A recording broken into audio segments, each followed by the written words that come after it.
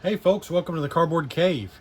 Here for a board game review. Yes, I actually played a board game. I've unboxed so many toys these last couple months, and I've unboxed some board games, but it's been too long since I've had a board game review.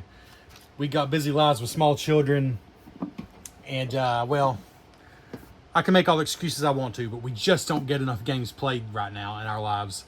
But I got a 4-player game of Vadis played by the good doctor, Rainer Knizia, whose name I will always say differently each time.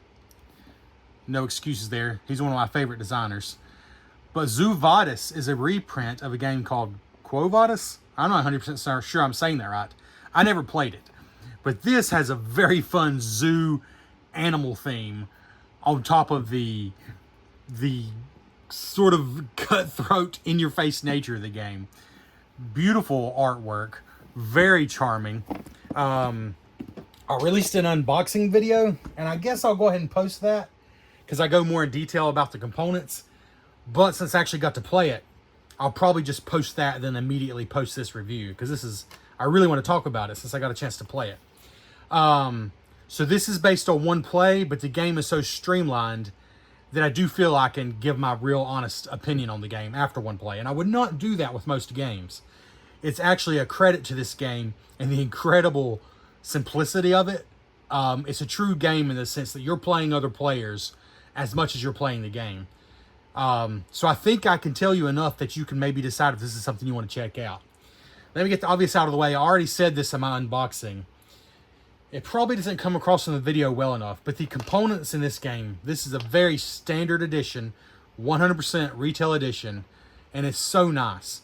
I love the art on the board. It's got a watercolor hand-drawn look. Sure it is hand-drawn, but it has a watercolor look, and it's just so great. This is like the entrance of the zoo, and then you work your way up, different exhibits, and here's like the sort of the main exhibit of the zoo. But then the wooden pieces, again, watch the unboxing video. I'll show you each type. Here's the armadillos, though, as an example. Wooden, double-sided, screen printed. Beautiful. There's 6 for each player, and each one is different. For example, here's the tigers. Each one is different. There's 7 different factions, so 42 of those wooden animals, plus, 6 of the peacocks, which are like a neutral player. So what is that? 50-something wooden animals. A really nice bag. A lovely board. The tokens are nice and thick. The components are super nice. Plus everyone gets a screen that you put out.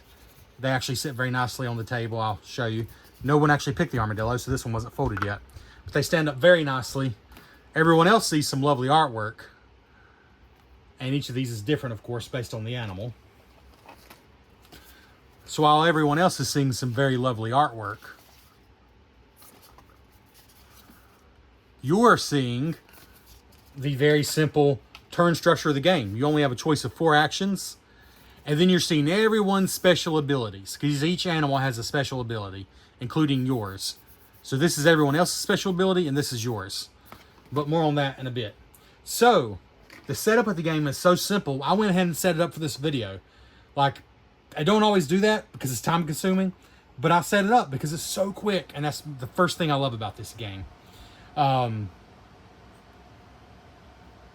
Put the tokens out on the board from this bag.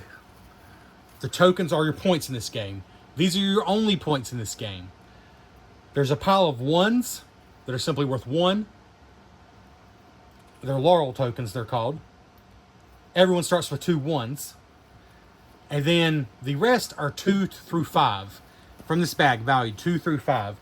So you seed them out randomly on the board everywhere that has a little... oops, that's the zookeeper. Everywhere that has a laurel symbol. For example, there.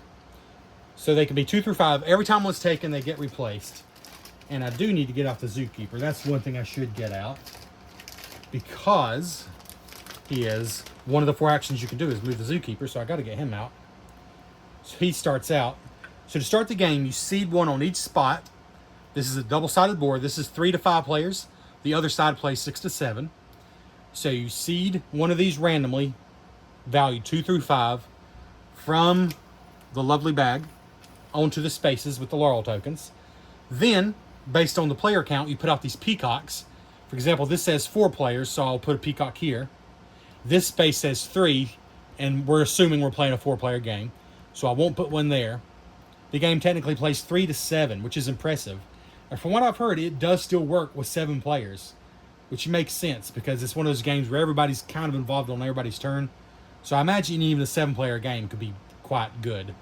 But anyway, so in this game, there's 4 peacocks out in a 4-player game. Then every player takes the 6 animals of their choice, the player screen that matches those animals, and 2 laurel tokens, which is essentially 2 points. And you're ready to start. Yes, it's that simple. Oh, if you're playing with the animal abilities, which are an addition to this version of the game that weren't in the original Quo Vadis, the peacocks are as well, though I can't imagine playing without the peacocks after having done it. I could imagine playing without the animal abilities. It is the most complex part of the game, but it's still quite simple. So I think it's fine. But you get the 2 that match your... I just dumped them everywhere. You get the 2 that match your animal. And they're identical. And each animal has their own action. I'm not going to go through them all, because literally, everybody's going to have this. And if you really wanted to, you could pause it there. There's all the animal abilities in the entire game.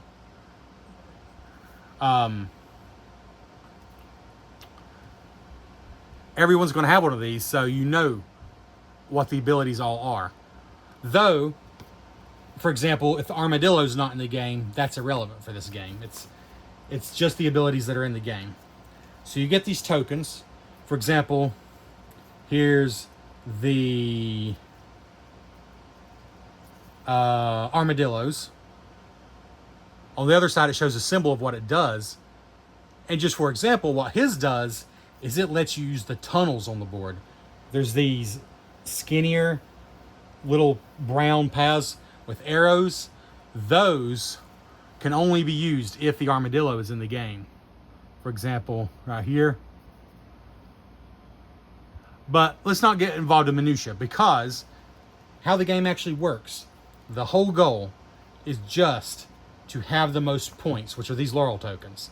And again, they range from 1, which are just a generic pile that you get for doing various things, and then randomly on the paths range from 2 to 5 points. And a few of them do have other actions on them in addition to points, but mostly they just have points on them. So what's the twist? Are you really just collecting these tokens to get points and that's it? Well, one of the twists is, yes, that's the only way you get points. That's the only way you win, is by having the most points in these tokens. But you're not even eligible to win if you don't get at least one animal from the starting zoos down here at the bottom. Or sorry, the starting pins.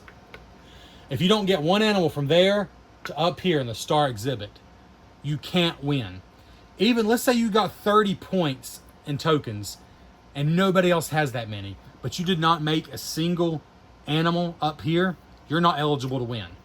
So at the end of the game, once this exhibit is totally full, let's say something like this.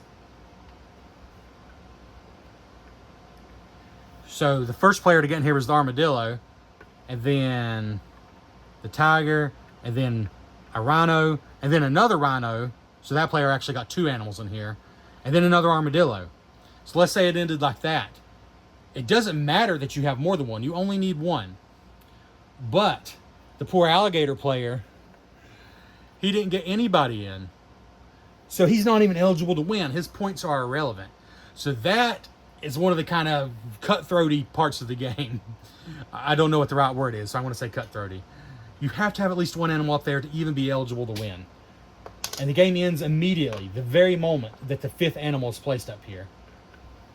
So, let's go through how it works. Again, you got to have the most points, and you have to have at least one animal up here. You don't need more than one, but you got to have one. The tiebreaker is whoever's the number 1 spot. Let's say 2 players both scored 20 points. Well, whoever got up here first is going to win the tie. That's it. That's how you win. So how does the game play? All right.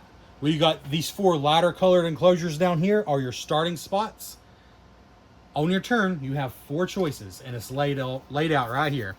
Place a new animal in the zoo, move an animal, move the peacock and collect a point, or move the zookeeper. 4 choices, that's it, you pick one. So early on especially, a lot of people might be placing an animal. This is a single enclosure, it can only hold one. Then it's the rhino's turn, maybe they go over here. Alligator's turn, maybe they'll go also over here. Tiger, maybe you'll go here, this other single enclosure. Then it comes back to me, maybe I'll go here. But then let's say it gets to the rhino's turn, and they want to pick the move an animal action. So here's the other big twist of the game, and why it's such an interesting and odd little game. You don't just be like, okay, I want to move, I want to take this path, and I'm going to move to here. No. You always have to have the majority support. Majority support to leave your pin and go to the next one. And you're always following these big orange paths. And some of them do have 2 choices. Like this pin can go over here or over here. And you just follow the path and you take the token on that path. So in this case, a 5-point token, that's huge. And you go to the pin. But to do that, you have to have majority support. So let's say this armadillo down here, this armadillo right here, he's automatically got majority support because he's the only one in that pen. But it's based on the size of the pen, not how many animals are in it. This is a one-size pen, so you only need 1 vote, yourself. So he could move. But it's the rhino who wants to move. It's his turn. Okay, so the rhino has 1 vote, his own character. We're talking right here. The rhino has his own vote, but the alligator player is also in there. And the peacock, which is the neutral player, is also in there. Okay, so here's where it gets interesting. The peacock, you can simply pay off for a token of value 2 or more. And you can't pay with 2 ones. You actually have to have a 2 token, or 3 or 4 or 5, which is points. So let's say you've got, this is what you have in your hand. Again, these are the whole goal of the game. I can't pay with these. It has to be at least a value 2 to bribe the peacock. So I got to give up 4 points to get the peacock support. So maybe instead of trying to get the peacock support, I want to get the alligator player's support. So I'm like, look, I want to leave this pin. Okay, and maybe the alligator player's like, okay, well, where are you going? Because here, if we look, let's see. We look here, there's this path that leads to the single pin here with 5 points on it. And there's this path that also have 5 points. So the alligator's like, okay, you're going to get 5 points. Which pin are you going to go to? And maybe the alligator's like, well, I'll go to this pin. And then that leaves the other pin for you. So maybe the alligator player's like, okay, you give me 2 points, your 2 1 tokens you started with, and I'll vote for you to pass. But you also have to promise to support me next time I'm trying to leave a pin. And here's how it works. If it's something you can pay right away, you have to live up to it. If the rhino player says, sure, I'll give you 2 points, they have to cough it up. And the alligator's like, okay, then you can go. And so the rhino moves along this path and ends up right here in this 3 size pin. Okay? Right here in this 3 size pin. And collects this 5 point token along the path. All right, well, the alligator got his 2 points, his 2 tokens, because the rhino promised he would give those right away. The future promise, however, that I promise to support you next time you need a vote, the rhino player can choose to honor that or not honor that. Anything that doesn't happen this turn is up to you if you want to honor it or not. So like when it comes to alligator's player's turn later in the game, and maybe he's in a pin with the rhino player, he can be like, okay, you remember that promise, and then the rhino player has to decide if they're going to honor it or not. Maybe the rhino player says, yeah, I remember, but things have changed. I think you might be winning this game. I'll still do it, but it's going to cost you 3 points or something, you know. And then other players, even if it's not your turn, you can butt in like, hey, don't let him go. Don't let the Rhino player go.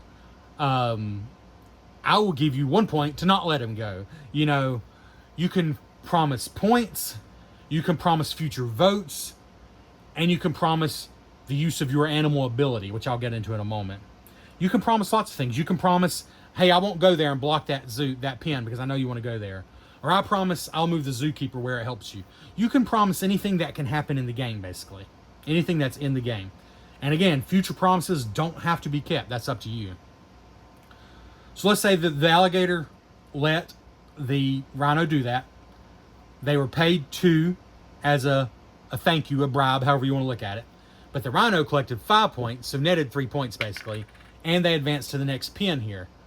Again, you're just trying to go along paths to collect these tokens and ultimately get at least 1 up here, okay? But every time you lend support to an animal, for every vote that you gave, the bank pays you 1 coin. You just straight up get a coin from the bank. 1 point. For every vote that they needed, that they took of yours. So like in this case, they only needed my 1 vote. And I only had 1 vote to give. Or the alligator. So the alligator gets 1 point for that, plus whatever the bribe amount was. Okay, so there you go. Option 1, place down here in the starting spots, but only if there's open ones available. Option 2, move an animal, but you have to have majority support. And obviously there has to be room in the pen. You can't go somewhere that's blocked. Like, nobody else could fit in that pen if it's full. Option 3 is move a peacock and get a point. So it actually shows you on your little chart, when you move the peacock and you take that action, you also collect a coin, which is a point, a laurel token. So maybe the alligator's turn has come, and let's see, maybe they want to, although they were just nice and let the rhino player do what they wanted to do, let's say it's the alligator's player's turn now, and maybe now they decide, I'm going to take my turn to move a peacock. The peacock doesn't have to have votes. They just strut around the zoo doing whatever they want.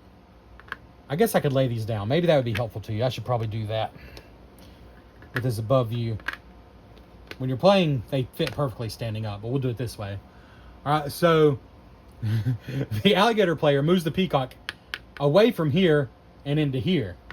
They get a coin for it. It's basically a bonus for taking that action. Hey, a point's a point if there's nothing better you can do. But also, they've moved the peacock out here, so now it's impossible currently for the rhino to leave this pen because you have to have majority vote. And with only 1 animal in the pen, there is no majority. So they're stuck. All right. So that's an option. Move a peacock. They simply move along a path. They don't collect anything. They don't need votes. And you get a coin for doing that. The reason to do that is maybe to block a space to fill it up. For example, if you moved a peacock here to this space, it'll be blocked because it can only hold 1. And the other point is to collect a coin. And the last point is to maybe move a peacock somewhere so you can bribe them, or move them away from another player's pen so they can't bribe them. All right, and the final option is the zookeeper here. So the zookeeper token starts up here, right here, covering a laurel, a point. By the way, these are always replaced as soon as they're taken. So they can range from 2 to 5 points, which is a pretty big swing. The zookeeper can move to any laurel token. Let's put that back there. So anywhere on the board, there's one of these tokens the zookeeper can move to. What's the point of the zookeeper? Well, the zookeeper gives free passage. So maybe, since the alligator player was a jerk and moved the peacock away from here, maybe the rhino player on their turn moves the zookeeper to there. Of course, somebody else can be a jerk and move it again, but then they're using a whole turn. So it's a game where turns are kind of precious. So if you're doing stuff just to be a jerk, you're probably not going to win. It's good to actually be helpful sometimes, as long as you get something good out of it. So let's say the rhino player moved this here, and then on their next turn, they got free passage along this path because the zookeeper's there. The negative to the zookeeper is they block whatever token they're covering. So in that case, the Rhino wouldn't even pick up that token, which, again, is the whole point of the game.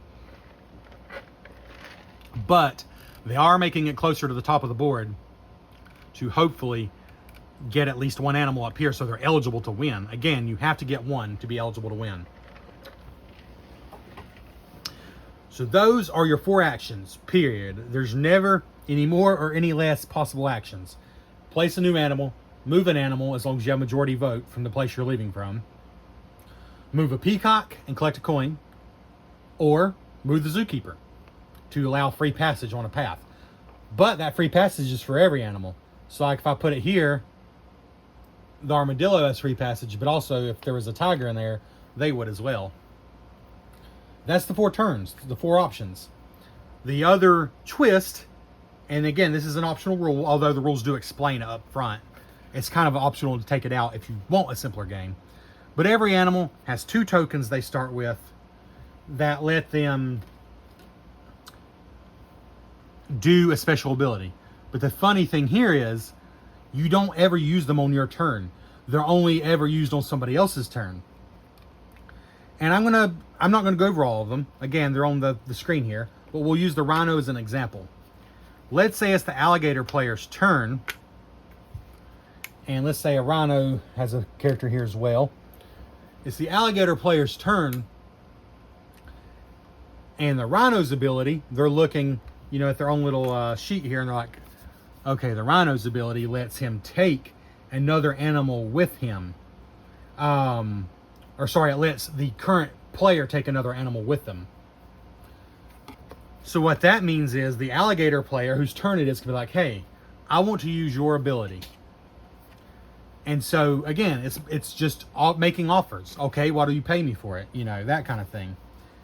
Also, most of the abilities get some points. For example, you get 1 point just for letting somebody use your ability if you're the rhino. You get 2 points for the... which one is that? Is that the tiger? No, that's not the tiger. Oh, hyena. The hyena actually gets 2 coins. The armadillo is the only one who doesn't get a bonus point for letting someone use your ability. And that's because his ability is just really good, honestly. Okay, so you automatically get a point for letting somebody use your ability. Okay, so that's good. But also, you can bribe whatever else you think it's worth. For example, with the rhino, his ability, it's the alligator player's turn. His ability lets him take another animal with him. So, rhino, I want to use your ability, and I want to take that peacock with me. You can even take a peacock with you. So, the alligator player wants to take the peacock with them so that they'll have a chance to have majority voting. So, maybe they want to go to here and take the peacock with them. And the rhino player knows that's what they want to do. Like, okay, you can use my ability, which will get me a free coin from the bank to take the peacock with you. But also, he could be like, also give me, I don't know, a couple of points. But maybe he gets more clever and he's like, no, you can do that, but you're not taking the peacock with you. You're taking me with you. And the alligator player might be like, why would I do that? Why would I take you with me? You're going to get a coin and you're getting to move. It benefits you twice. And then the rhino player might respond something like, because if you take me with you, I promise to vote for you to move on once we land here. And you won't even have to pay the peacock. So that way I get a free advancement and you won't even have to pay the peacock when it comes time. You can just have my vote for free. Again, though, that's not going to be able to happen this turn. It's got to be at least one more turn from now. So the rhino player could back out on that offer. But let's say the alligator agrees to it. Okay, all right, I'll take you with me using your ability. But that's the kind of things this game allows. The animal abilities just add a little twist. But you only get to do them twice per game. Unless you have some of these tokens that you collect on the path do have special abilities on them. And some of them do get you these back. Like this one lets you move the zookeeper for free right now. Like at the end of your turn right now. You can't use it later. You can't transfer that ability to somebody else. It has to be right now if you want to do it. Some of them let you move the peacock for free. Some let you pick your one of your tokens back up. And that might be it. They're pretty simple. Okay. That might sound like quite a bit, but that is really the whole game. That's it. The only other wrinkle is, depending what animals are in the game, if you're playing with the abilities, just familiarize yourself with whatever abilities are in the game. Those just add a little twist. It's a way to bribe some extra money out of people to use your ability. But of course, it's got to be worth it to them too. If you're too greedy, they're just going to say no, forget it. So the game is a little sort of a tactical little strategy game about picking which path to move on. And there's certainly luck involved, like the path you're on. If a 4 or 5 pointer comes out, that's lucky. And it's a balance of just trying to get as many of these tokens as you can, and then making sure you have at least one up here by the end.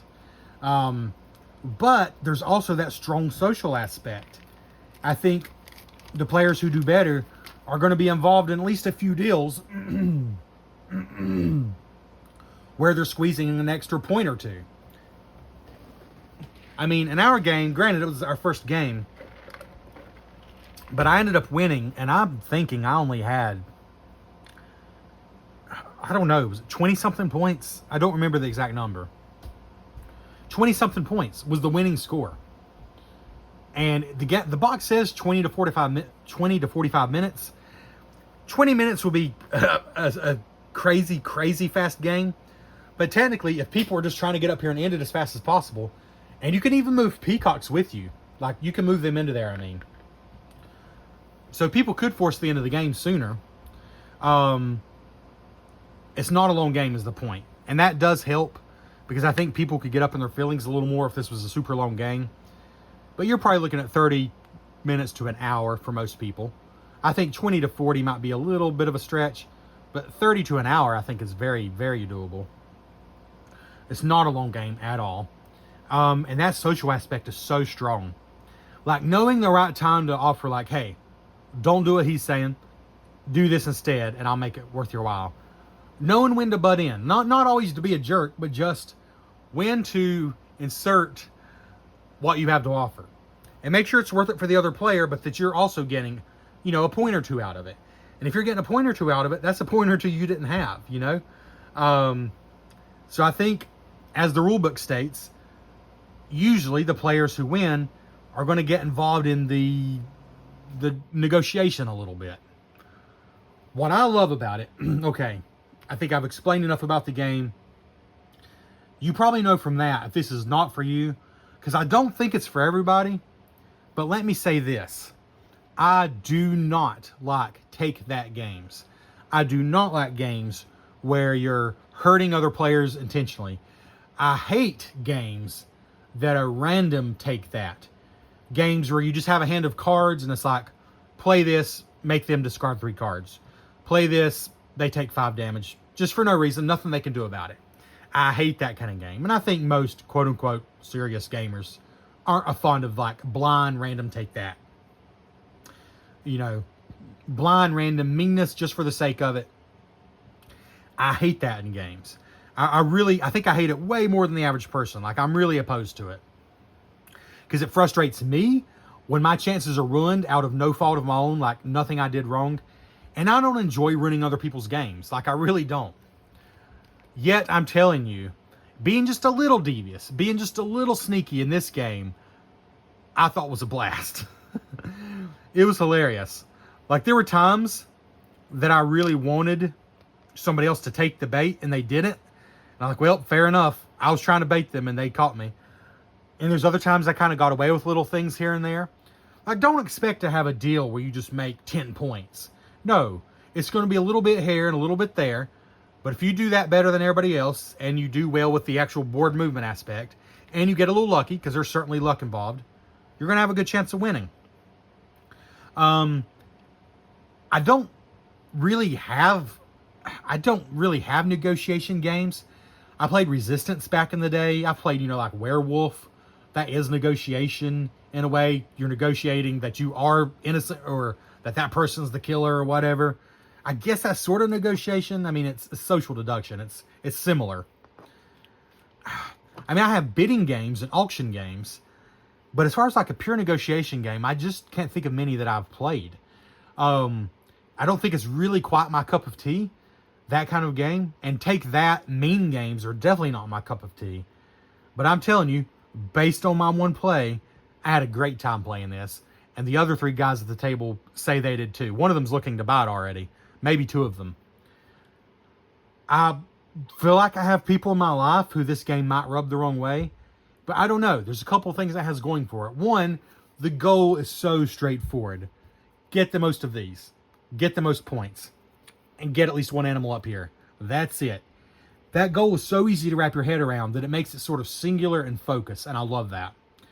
The second thing it has going for it is it's short and it's easy to understand. So even if things aren't working out for you, you're not going to be miserable for long. And then it just looks so dang cool. I mean, that don't hurt. You know, that does not hurt. So yeah, I am not a take that player. I am not an in-your-face kind of player normally. But I had a great time playing this. The Good Doctor surprises me over and over again. And this is not even a new design. It's a refreshed design with some good elements added. I think the peacocks are a fantastic element. That's surprising that there apparently was nothing like that in the original version. That alone, I think, makes it probably the better game. I would guess. Then the art is just awesome. The components are great. For a game that retails for... It might retail for $50. I think I picked it up at Miniature Market, and it was $40 there. So... I don't know. I think it's got great components for the price. I think it's incredibly easy to set up. A tear down is a cinch. And it offers great player interaction and a true gaming experience in such a... And it really asks so little of you as far as setup and learning and all that. This is a slam dunk for me. And part of that is I just don't have anything else like this in my collection. I wouldn't normally give a game an official rating after one play, but it is so straightforward. I do feel like I experienced everything that particular game had to offer. But every time you play is going to be different because it's about the people around the table. And that's one of the cool things about this game. So if you enjoy it, and if you got people in your life who enjoy it, I think this game has great replay value. Because it is as much about the people around the table. But there's a real game there. You know, I kind of bounce off of like social deduction games pretty quick. If it's all about the table talk and there's not much of a game system there, there's a game here. It's light. There's not a lot to it.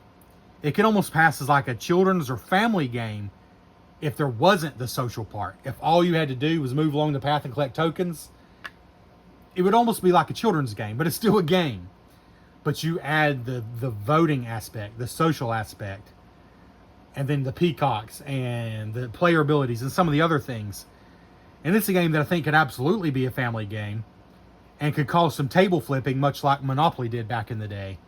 But it's such a better game. It plays in a fraction of the time. I think it's a blast. I think it's great. If what I said appeals to you and you think it would work for the people in your life, I say absolutely give it a try. But just know that I do think some people are going to bounce off of this game because of the sort of in-your-face nature of it. But it worked for me, and that is not normally my thing, so I still got to say give it a try. Based on the one play, I do feel like I can give this an initial rating. I'm going to go 8.5 out of 10, but I really want to give it a 9. I think if I got to play it twice back-to-back and the second game was just as good, this would be a 9 all day long. For now, I'm going to go 8.5, but just know that it's probably going to be a 9 when I play it again. Unless it just was a totally different experience. Anyway, that's been the Cardboard Cave. This went longer than I meant for it to. That's how it goes around here, though. Thanks for checking out the Cardboard Cave. Please like the video.